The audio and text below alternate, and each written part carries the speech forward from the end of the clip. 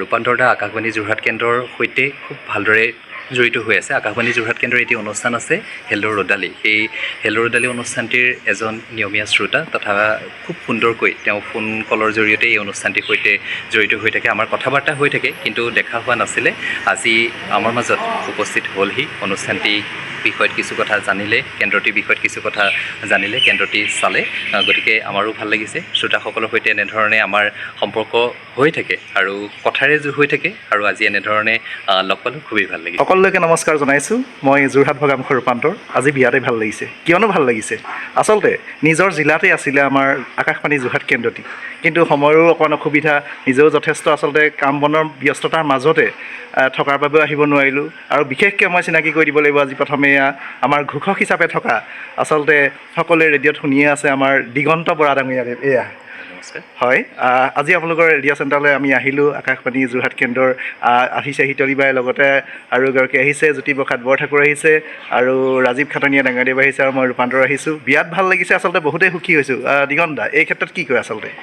নিশ্চয়কৈ আমাৰো ভাল লাগিছে। আচলতে কি হয়, আকাশবাণী যোৰহাটৰ সৈতে জড়িত হৈ থকা এজন সদস্য হিচাপে শ্ৰোতাসকলৰ মাত কথা আমি বিভিন্ন সময়ত শুনি থাকোঁ, আৰু ৰূপান্তৰ দা আকাশবাণী যোৰহাট কেন্দ্ৰৰ সৈতে খুব ভালদৰে জড়িত হৈ আছে। আকাশবাণী যোৰহাট কেন্দ্ৰৰ এটি অনুষ্ঠান আছে হেল্ল' ৰ'দালি। সেই হেল্ল' ৰ'দালি অনুষ্ঠানটিৰ এজন নিয়মীয়া শ্ৰোতা তথা খুব সুন্দৰকৈ তেওঁ ফোন কলৰ জৰিয়তে এই অনুষ্ঠানটিৰ সৈতে জড়িত হৈ থাকে। আমাৰ কথা বাৰ্তা হৈ থাকে, কিন্তু দেখা হোৱা নাছিলে। আজি আমাৰ মাজত উপস্থিত হ'লহি, অনুষ্ঠানটি বিষয়ত কিছু কথা জানিলে, কেন্দ্ৰটিৰ বিষয়ত কিছু কথা জানিলে, কেন্দ্ৰটি চালে। গতিকে আমাৰো ভাল লাগিছে। শ্ৰোতাসকলৰ সৈতে এনেধৰণে আমাৰ সম্পৰ্ক হৈ থাকে আৰু কথাৰে হৈ থাকে, আৰু আজি এনেধৰণে লগ পালোঁ, খুবেই ভাল লাগিছে। হয়, আচলতে সময়ো আপোনালোকৰো বিয়াত অভাৱ নজনা নহয়। খুব চমুকৈ জ্যোতিপ্ৰসাদ বৰঠাকুৰ।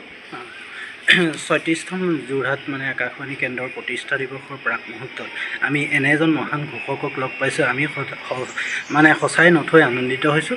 লগতে তেখেতৰ সহযোগিতাতে আমি ভিতৰচোৱা আমি দৰ্শন কৰিবলৈ পালোঁ। তাতে আমি পালোঁ এজন মহান ব্যক্তি, সঞ্চালক মহোদয়, মুখত এটা মিচিকীয়া হাঁহি। যিকোনো এটা প্ৰগ্ৰেমৰ ক্ষেত্ৰত তেওঁৰ সেই হাঁহিটোৱে যেন প্ৰগ্ৰেমখিনি কৰাৰ ক্ষেত্ৰত যথেষ্ট এটা সকাহ, যথেষ্ট এটা গুৰুত্বপূৰ্ণ ভূমিকা গ্ৰহণ কৰিছে।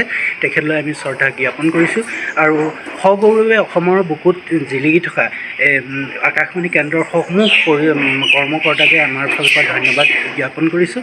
আৰু ঘোষক দিগন্ত দাৰ যি মহান পদক্ষেপ, সেই পদক্ষেপক আমি সদায় শলাগিব লাগিব। সুন্দৰ হৈছে, আগলৈও সুন্দৰ হৈ জিলিকি পৰক, তাৰ শুভকামনাৰে সদৌ অসমৰ আকাশবাণী কেন্দ্ৰৰ সমূহ কৰ্মকৰ্তাক আমি ধন্যবাদ জ্ঞাপন কৰিছোঁ। হয়, ৰাজীৱ খাটনীয়া ডাঙৰীয়াদেৱ। হয়, খুব চমুকৈ সকলোকে নমস্কাৰ জনাইছোঁ। যোৰহাট জিলা ভগামুখৰ মই ৰাজীৱ খাটনীয়াৰ। আমি আজি নিজৰ যোৰহাট জিলাৰ মাজত গঢ়ি উঠা এই প্ৰসাৰ ভাৰতী আকাশবাণী যোৰহাট যি কেন্দ্ৰ, আজি এই কেন্দ্ৰত উপস্থিত হ'ল। যোৱা সকলো কৰ্মকৰ্তা, আমাৰ ছাৰক নমস্কাৰ জনাইছোঁ, আমাৰ দিগন্ত দাক নমস্কাৰ জনাইছোঁ, আৰু সকলো কৰ্মকৰ্তাক মই এই থিয় হৈ নমস্কাৰ জনাইছোঁ। ইমান ভাল লাগিছে আজি দিগন্ত বৰাদেৱে আমাক যিখিনি এই আকাশবাণী কেন্দ্ৰটো সম্পূৰ্ণৰূপে আমাক দেখুৱালে, আমি মোহিত হৈছোঁ। ইমান ভাল লাগিলে, সঁচাকৈ আনন্দিত হৈছোঁ। আপোনালোকক অৱগত কৰিবলৈ ভাল পায়, এইকণকে কৈ মই ধন্যবাদ। হয়, আমাৰ হিতলী বাইদেউ। হয়, বুঢ়াগোহাঁই বাইদেউ। নমস্কাৰ।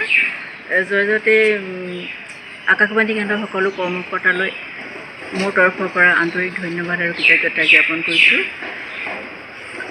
আজি বহুদিনৰ পৰা ভাবি থকা এই কেন্দ্ৰটোলৈ আহিম বুলি আজি হঠাৎ তেখেতলোকৰ ইয়াত আহি উপস্থিত হ'লোঁ। অত্যন্ত সুখী হৈছোঁ, অত্যন্ত আনন্দিত হৈছোঁ। আৰু সমূহ কৰ্মচাৰীসকলৰ যি তেখেতলোকৰ ব্যৱহাৰিক আচাৰ ব্যৱহাৰ, উৎসাহ, সেই সকলোখিনিয়ে মোক আপ্লুত কৰি তুলিছে। আৰু লগতে সকলোকে মোৰ আন্তৰিক ধন্যবাদ আৰু কৃতজ্ঞতা জ্ঞাপন কৰিছোঁ। হয়, বাইদেউ কিবা ক'ব নেকি বাৰু? হয় হয়, লগতে মই আৰু এষাৰ ক'বলৈ বিচাৰিছোঁ, যিহেতু আকাশবাণীৰ এটি সুবিধা আছে তথা ৰেডিঅ'ৰ জৰিয়তে যেতিয়া অনুষ্ঠানখিনি শুনি থকা হয়, খুবেই ভাল লগা এটা কথা যে আপুনি কামো কৰি আছে, লগতে অনুষ্ঠানসমূহো শুনি থাকিব পাৰে।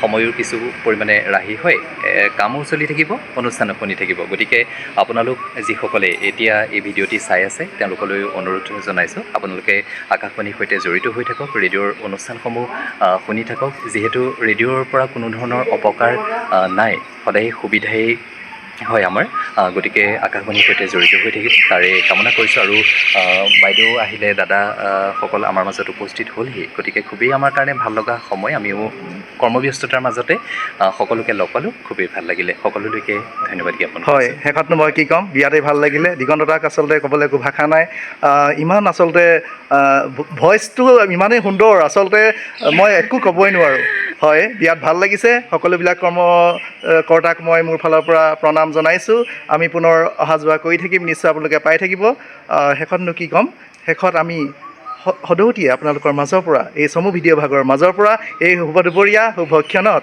আমি আপোনালোকৰ পৰা বিদায় মাগিছোঁ ধন্যবাদ